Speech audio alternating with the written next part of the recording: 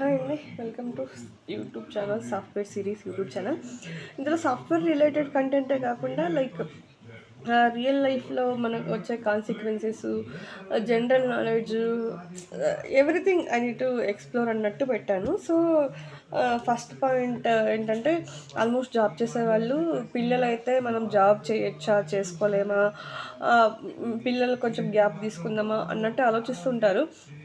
నా సజెషన్ ఏంటంటే, ఇప్పుడు మనం తింటున్న ఫుడ్కి, ఉంటున్న వెదర్కి, ఈ పొల్యూషన్కి ఏదైతే ఉందో, పెళ్ళై ఒక 1 ఇయర్లో పిల్లలు పుడితేనే ఈజీగా ఉంటారు, హెల్తీగా ఉంటారు. మనకు కూడా ఒక నెక్స్ట్ రిలేటివ్స్తో కావచ్చు, ఇన్లాస్తో కావచ్చు, మదర్స్తో కావచ్చు, ఇంకా ఎప్పుడు అనే క్వశ్చన్ నుంచి ఎస్కేప్ అవ్వచ్చు. అండ్ మోరోవర్ ఇప్పుడు జనరేషన్లో ఎట్లా అంటే, లైఫ్ ఎంజాయ్ చేయాలి, 3-4 ఇయర్స్ తర్వాత మేము ప్లాన్ చేసుకుంటాం అలా అంటున్నారు కదా. 3-4 ఇయర్స్ తర్వాత మీరు ఎంజాయ్ చేస్తే బాగానే ఉంటుంది. తర్వాత పిల్లలు పుట్టడం చాలా మందికి నేను చూస్తున్నాను, అసలు పుట్టడం లేదు. తర్వాత ఐవీఎఫ్ అనేసి ఏదో ట్యాబ్లెట్స్ తీసుకోవాలనేసి మళ్ళీ హాస్పిటల్స్ చుట్టూ తిరుగుతూ ఉంటారు. దాని బదులు దేవుడు ఎప్పుడు ఇస్తే అప్పుడు అవ్వనిలే అనేసి వదిలేయండి. దేవుడు ప్రసాదంలాగా భావించాడు పిల్లలు అనేది. చాలా అదృష్టం ఉంటేనే పిల్లలు పుడతారండి. మన జీవితం సంపూర్ణం అయింది అంటే, మీరు పిల్లలకి బర్త్ ఇస్తారు కదా, అప్పుడే మీ లైఫ్ ఒక పరిపూర్ణం అన్నట్టు ఉంటుంది. పిల్లలు ఉంటేనే తెలుస్తుంది ఆ ఫీల్. ఇంకొకటి, మన పేరెంట్స్కి మనం రెస్పెక్ట్ ఇచ్చామో లేదో తెలియదు పాస్ట్లో. వన్స్ మీరు మదర్ అయిన తర్వాత, మీ పిల్లలు పుట్టాక అప్పుడు పేరెంట్స్ వాల్యూ బాగా తెలిసొస్తుంది. అండ్ మోర్ ఓవర్ చాలా రెస్పెక్ట్ ఇవ్వడం కూడా నేర్చుకుంటారు. ఈవెన్ నేను కూడా అంతే. అసలు మా అమ్మ అంటే నాకు ముందు నుంచి అంత బాండింగ్ ఉండేది కాదు. ఎప్పుడు కూడా మా నాన్నతోనే ఏది కావాలన్నా, నేను హాస్టల్లో ఉండేదాన్ని చిన్నప్పటి నుండి స్టడీస్ కోసం. ఏది కావాలన్నా మా నాన్నతోనే కమ్యూనికేషన్. పల్లెటూరులో తెలుసు కదా, అమ్మ వాళ్ళ దగ్గర ఫోన్ ఉండదు, ఈవెన్ అంత కమ్యూనికేషన్ ఉండదు కదా. ఏదైనా నాన్న వాళ్ళే చూసుకుంటారు, నాన్న వాళ్ళతోనే కమ్యూనికేషన్ ఉంటుంది. అలా ఉండేసి చాలా అనిపించేది అనమాట. అంతా ఉండదు కాదు. మా నాన్న ఉంటే చాలే, నాన్న ఎక్కువ ఇష్టం అన్నట్టుగా ఉండేది. తర్వాత నేను మదర్ అయిన తర్వాత ఎన్ని స్లీప్లెస్ నైట్లు ఉండాలి, వాళ్ళ కోసం ఎన్ని సాక్రిఫైస్ చేయాలి, మా మా అమ్మ కూడా ఇన్నే చేసి ఉంటుందేమో అని అప్పుడు అనిపించింది. ఇంతకంటే ఎక్కువే చేసి ఉంటుంది. ఇప్పుడన్నా మనకు ఇప్పుడు పిల్లలకి డైపర్స్ వేస్తున్నాము, కొంచెం నైట్లో పడుకుంటారు. కానీ మనం ఉన్న అప్పట్లో డైపర్స్ ఇవన్నీ ఏం లేవు కదా. వాళ్ళు ఎప్పుడు మేల్కొని మనకు ఏం హెల్త్ ఇష్యూస్ రాకోకుండా, దాంతోపాటు అప్పుడు పొలం పనులు అన్నీ చూసుకునేవాళ్ళు కదా. ఇప్పుడైతే జాబ్ చేసే వాళ్ళు కూడా మెటర్నిటీ లీవ్ 6 months వస్తుంది, మినిమం 6 months ఉంటుంది కదా. సో ఈజీగా 6 months వరకు బేబీని 24/7 మనం అబ్జర్వ్ చూసుకోవచ్చు. కానీ మన పేరెంట్స్కి అలా ఉండేది కాదు కదా. పిల్లలను చూసుకోవాలి, ఇంట్లో పని చేసుకోవాలి, ఫుడ్ చేసి పెట్టాలి. అందరికి కమాండ్ ఫ్యామిలీస్ అంటే నేను చూసాను కదా, అలా ఉండేది. అవన్నీ చూసుకొని, పిల్లల్ని చూసుకొని, వాళ్ళు అంత హెల్తీగా ఉండి మనకు అలవాటు చేసేవాళ్ళు. బట్ ఇప్పుడు ఏంటంటే, ఒక కంఫర్ట్ జోన్కి వచ్చేసారనమాట. అందరూ ఏదో మేమే తెలివైన వాళ్ళు, మాకే అన్నీ తెలుసు అన్నట్టు మనం నెగ్లెక్ట్ చేస్తున్నామేమో పిల్లల ఫ్యూచర్ని అండ్ మోరోవర్ కల్చర్ని అన్నట్టు అనిపిస్తుంది. బట్ నాకు ఎవరైనా పర్స్పెక్టివ్స్ వాళ్ళకు ఉంటాయి. అకార్డింగ్ టు మీ నేను ఎక్స్ప్లోర్ చేస్తున్నా. అండ్ ఇంకోటి ఏంటంటే, అండ్ నే మెయిన్ ఇండిపెండెంట్గా ఉండాలని అనుకుంటారు. కానీ ఇప్పుడు మన పిల్లలకే చూసుకోండి. మా పెద్దోడు ఊర్లో పెరిగాడు. అంటే అప్పుడు వర్క్ ఫ్రమ్ హోమ్ ఉండేది కాదు కదా. సో 6 months ఇచ్చేవాళ్ళు. 9 months వరకు నేను లీవ్ తీసుకొనేసి తర్వాత వాడిని అక్కడే పాలు వదిలిపెట్టేసి అక్కడే ఉంచా. ఆల్మోస్ట్ 3 years కరోనా వచ్చేంత వరకు కూడా వాడు అక్కడే ఉన్నాడు.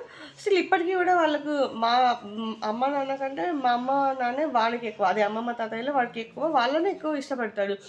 అండ్ వాడు పెరిగిన వాతావరణం కూడా అలాగే ఉంది. ఊర్లో ఆవుల పాలు, food, even more compare to cities, Bengaluru. పల్లెటూరులో స్వచ్ఛమైన గాలి, అన్నీ ప్రశాంతంగానే ఉంటాయి కదా. కానీ మా చిన్నోడు ఎట్లంటే, టిల్ ఫ్రమ్ మెటర్నిటీ ప్రెగ్నెన్సీలో కూడా ఇక్కడే ఫుల్ టైం ఉన్నాను. చిన్నప్పటి నుంచి కూడా వాడు ఇక్కడే ఉన్నాడు. కొంచెం అనిపిస్తుంది వీడికి కూడా అక్కడ పంపించింటే బాగుండని. బట్ మా హస్బెండ్ ఒప్పుకోలేదు పంపించడానికి. సో మాతోనే పెట్టుకొని, ఇప్పుడు మేమిద్దరు ఇంకొక డౌట్ రావచ్చు మీకు, మీరిద్దరు వర్కింగే కదా, మరి పిల్లోని ఎలా మెయింటైన్ చేశారని. 1 year బర్త్డే అయిపోయిన తర్వాత ఒక 3 months చూసుకుని అయ్యింది. అప్పుడప్పుడు మా అత్తయ్య మా అమ్మ వచ్చేవాళ్ళు. ఒక 1 week 10 ఎక్కువ వర్క్ ఉన్నప్పుడు రిమైనింగ్ మేమే మేనేజ్ చేసుకునేవాళ్ళు, పని మనిషిని పెట్టుకొని. బట్ ఏమైపోయిందంటే రాను రాను ఆఫీస్కి వెళ్ళాల్సి వస్తుంది. మా హస్బెండ్ వీక్లీ 3 డేస్, నేను వీక్లీ 3 డేస్ వెళ్ళినప్పుడు ఇబ్బంది అయిపోతుంది. పొద్దున్న ఈ బెంగళూరు ట్రాఫిక్లో తెలుసు కదా ఎట్లుంటుందో. సో పని మనుషులు అంత ఇల్లుని బావుని ఫుల్ టైం వాళ్ళ మీద వదిలిపెట్టి వెళ్ళలేం కదా. ఎందుకు అన్కంఫర్ట్గా ఫీల్ అయ్యేసి మేము చిన్నపిల్లని అయితే డే కేర్కి వేస్తున్నాం. అంటే కంపెనీ ఇస్తుంది. క్లే వినుంటారు కదా, క్లే ఇస్ మంచి. ఒక జూనియర్ టాడ్లర్, ఒక సీనియర్ టాడ్లర్ ఉంటారు. వాళ్ళకు ఒక మెయిడ్ ఉంటుంది. 30,000 పర్ మంత్ పే చేస్తుంది కంపెనీ సైడ్ నుంచి. అన్ని కంపెనీస్ టైప్ అయి ఉంటాయి. కొన్ని కంపెనీస్ ఫుల్ పే చేస్తాయి, కొన్ని కంపెనీస్ 60, 70, 80% ఇట్లా పే చేస్తాయి. నేను వర్క్ చేస్తున్న కంపెనీలో అయితే 100% పే ఇచ్చారు. అడ్మిషన్ ఫీజ్ ఫస్ట్లో స్టార్టింగ్ ఇయర్లీ వన్స్ 1400, 1450 మనం పే చేయాల్సి ఉంటుంది. ఇంక rest every month 30,000 company pay చేస్తుంది. అండ్ ఫుడ్, స్నాక్స్ ఎవ్రీథింగ్ వాళ్ళే ప్రొవైడ్ చేస్తారు. 9 hours పెట్టుకుంటారు. మనం అది ఏ టైం అయినా మనం స్లాట్స్ సెలెక్ట్ చేసుకోవచ్చు. మేమైతే 9 to 5, 9:30 to 5 అట్లా వదులుతాము. పోయేటప్పుడు మా హస్బెండ్ వదులుతారు. ఈవినింగ్ వచ్చేటప్పుడు, ఆఫీస్ నుండి వచ్చేటప్పుడు పికప్ చేసుకొని వస్తారు. అలా మేనేజ్ చేసుకుంటున్నాం. ఏం చేయాలండి, ఈ కార్పొరేట్ లైఫ్లో, ఈ సిటీ లైఫ్లో ఇద్దరు జాబ్ చేస్తేనే ఎంతో కొంత కొంచెం సేవింగ్స్ అనేది పక్కన పెట్టుకోవడానికి అవుతుంది. మీకు ఎవరైనా Bengaluru, not only Bengaluru, corporate and city లైఫ్లో ఎట్లుంటాయో వాళ్ళకి అర్థమవుతుంది. ఇద్దరు వర్క్ చేస్తేనే ఎంతో కొంచెం సేవింగ్స్, కొంచెం లగ్జరీ లైఫ్, పిల్లలకి ఏదో కొంచెం మన పేరెంట్స్ మనకి ఇచ్చినంత కాకపోయినా అట్లా అందులో సగమైనా ఇవ్వగలుగుతామని మా ఒపీనియన్. అండ్ మోర్ ఓవర్ మా 90s కిడ్స్ ఎట్లా అంటే, 90s కిడ్స్కి తెలుస్తుంది వాళ్ళ పేరెంట్స్ ఎంత కష్టపడి చదివించారు అనేసి. అట్లీస్ట్ వాళ్ళ కష్టాన్ని రికగ్నైజ్ చేయడానికి కోసం అన్నా కూడా మనం జాబ్ చేస్తే మన పేరెంట్స్ ఓకేలేబ్బా, ఆడపిల్లలైనా సరే మనం చదివించిన దానికి ఈరోజు మన పిల్లలు జాబ్ చేస్తున్నారు, మనకి ఇవ్వకపోయినా వాళ్ళ కాళ్ళ మీద వాళ్ళు నిలబడుకుంటున్నారు, ఇండిపెండెంట్గా ఉంటున్నారు, వాళ్ళ ఫ్యామిలీకి ఏదో ఫైనాన్షియల్గా హెల్ప్ చేస్తున్నారు అన్నట్టు ఫీల్ అవుతారు. డెఫినెట్గా మా అమ్మ మా నాన్న అయితే అదే ఫీల్ అవుతారు. ఎప్పుడన్నా నేను ఇచ్చేయకపోయినా కూడా, మాకొద్దుమా, మీ ఫ్యామిలీ, మీ ఆయన, మీ పిల్లలు, మీ అత్తయ్య, మీరందరూ బాగుండండి, మేము శక్తి ఉన్నంత వరకు కష్టపడతాము, శక్తి అయిపోయిన తర్వాత ఏమన్నా అప్పుడు కావాలంటే చూసుకోండి అమ్మ మీరు అని మా నాన్న మా అమ్మ ఇద్దరు ఇదే మాట అంటారు. సో వాళ్ళు ఈ ఏజ్లో కూడా కష్టపడుతుంటే మనం వాళ్ళు అంత కష్టపడి చదివించి ఊరికే మనం అన్ని డిగ్రీలు పెట్టుకొని ఊరికే అంతులు తోముకోవడానికి చెప్పండి. అందుకనేసి జాబ్ చేస్తే బెటర్ అనేసి నా ఫీలింగ్. ఇంకొకటి డబ్బుల కోసం అనే కాదు కానీ, ఖాళీగా ఉంటే పిచ్చి పిచ్చి ఆలోచనలు, మన హస్బెండ్కి మనం టార్చర్ ఇవ్వడము, ఊరికే అందరికీ ఫోన్లు చేసుకుంటే చిరాకు తెప్పించడం. మనం ముందే లేడీస్ ఎట్లా తెలిసిందా, నెట్వర్క్ కంటే పెద్దది మన మైండ్, మన నోరు. చిన్న విషయాన్ని ఇంత ఇంత ఇట్లా ఇప్పుడు చూడండి, మా సమ్ ఎక్స్ వచ్చి నా దగ్గర అవునంట ఇదంట, మనము నీకు క్వశ్చన్ తెలుసా అదంట ఇదంట, ఇంకొకరు మీకు మీకు అది తెలుసా, వాళ్ళు ఇలా ఇలా ఇలా అలా స్ప్రెడ్ చేస్తూనే ఉంటారు. నెట్వర్క్ చాలా పెద్దది మనకి. సో అలాంటివి తగ్గించుకోవాలంటే, మైండ్ ప్రశాంతంగా ఉండాలంటే మనం బిజీగా ఉంటేనే అవన్నీ సాధ్యమవుతాయి. More over luxury life, comfortness, ఇవన్నీ కూడా మనకు మనమే సంపాదించుకోవాలి. So we should have to work together and we have to support each other. We understand each other, we share our works, carings, everything we need to share and care is must and important. Mutual understanding అనేది చాలా చాలా important. ఒకసారి ఎంతున్నా wife and husband మధ్యలో ఇద్దరు work చేసే వాళ్ళకే తెలుస్తుంది స్ట్రెస్ బస్టర్స్ ఎట్లా అప్పుడప్పుడు బర్స్ట్ అవుతుంటాయో. చెప్పలేము. అప్పుడు కొంచెం సైలెంట్, హస్బెండ్ వచ్చినప్పుడు వైఫ్ సైలెంట్గా ఉండాలి, వైఫ్ వచ్చినప్పుడు హస్బెండ్ సైలెంట్గా ఉంటే అసలు ప్రాబ్లమ్సే రావు. అలా ఉంటేనే లైఫ్ హ్యాపీగా ఉంటుంది.